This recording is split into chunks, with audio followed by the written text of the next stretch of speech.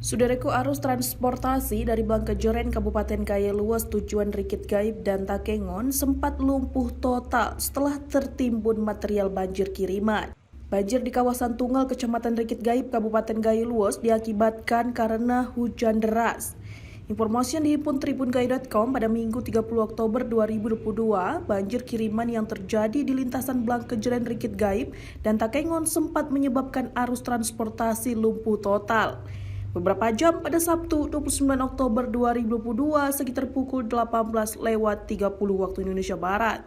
Material longsor atau banjir kiriman berupa lumpur dan bebatuan cepat ditangani dan dibersihkan oleh Satker Pelaksanaan Jalan Nasional Wilayah 3 Provinsi Aceh.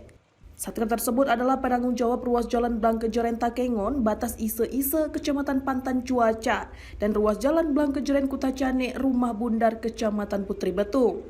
Arus transportasi Blangkejoren Rikit Gaib dan Takengon itu kembali normal sekitar pukul 22.30 waktu Indonesia Barat setelah alat berat yang dikerahkan ke lokasi untuk membuka jalan agar kendaraan bisa lewat. Dari Kayeluas, Rasidan, Tribun Gayo TV.